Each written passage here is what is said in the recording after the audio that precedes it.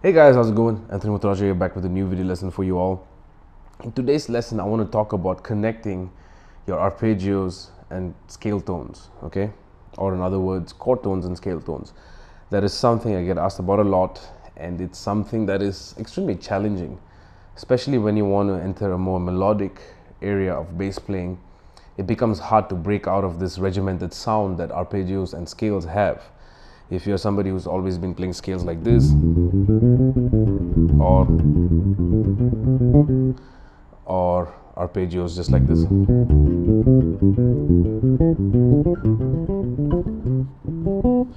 and then you try to combine the two, it becomes a little difficult.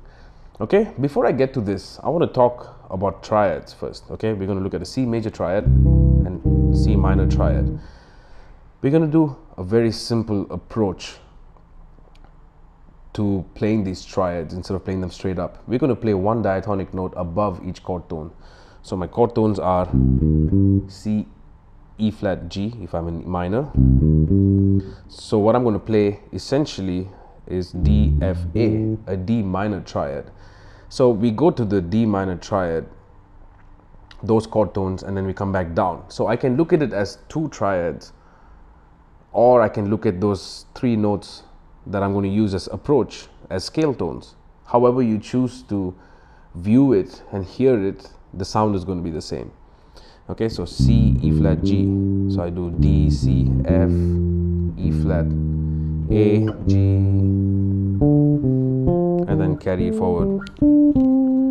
And descending, it doesn't sound very cool when I do.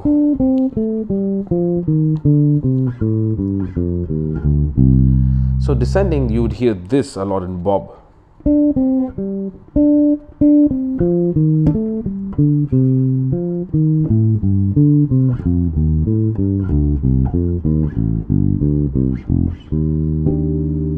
But maybe you're more familiar with the major version.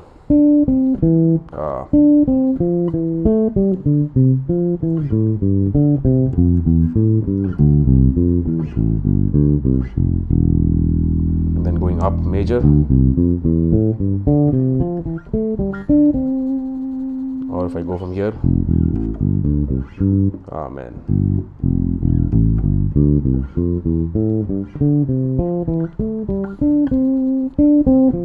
I love the sound of this.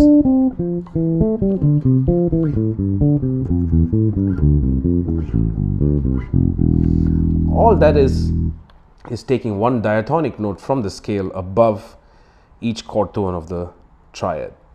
Okay, now when we get to seventh chords, it doesn't sound that nice because of the seventh.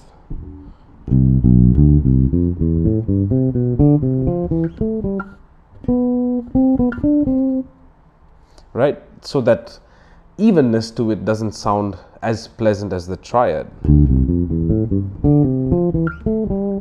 Okay, the triads help spread your ideas a little more. Hello. So one simple way to do this is just go up an arpeggio.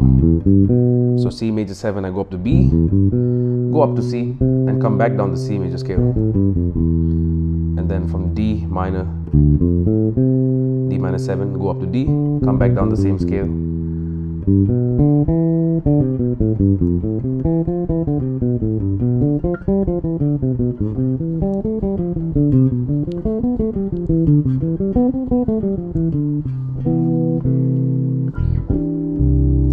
Okay, now I don't have to stop there.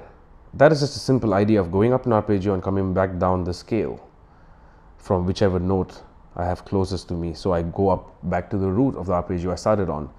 Now from that root I can go up a third and then come down the scale.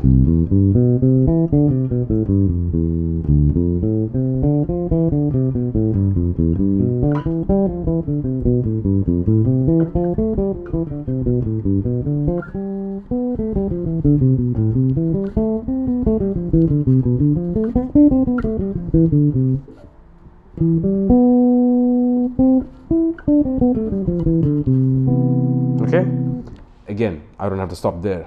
I can go up the third and come down in a sequence of thirds.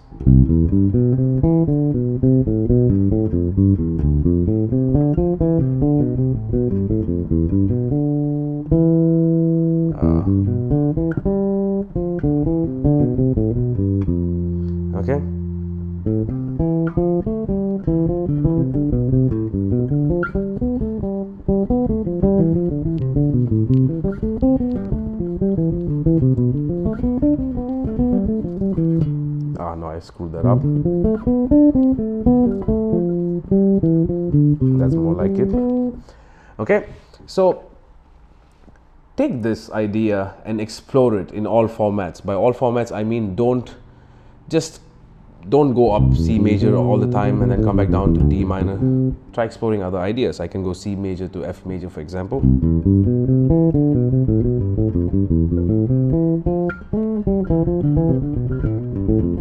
To E minor. B minor 7 flat 5. D minor. A minor 7. So I can combine this simple concept within this diatonic territory and explore every idea possible. And this is one of the ways that I have gotten a lot of vocabulary out of the major scale, because people always think I only play melodic minor ideas, which is fairly true, to be honest. But major scale has so much sound to it, you know.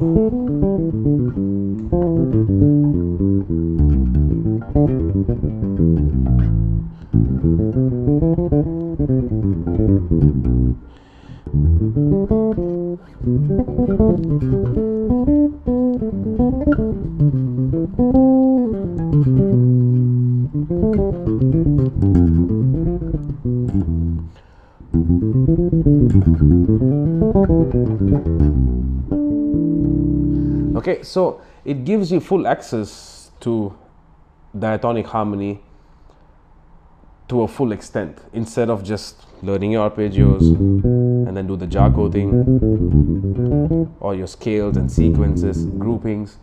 Those are great, but after a certain point, they're not going to get you any more mileage. So try this out.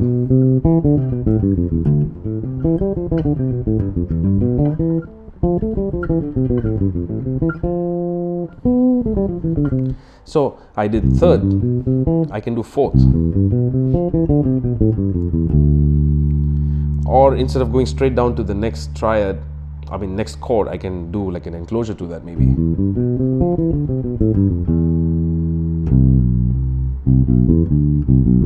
Yeah, that's nice.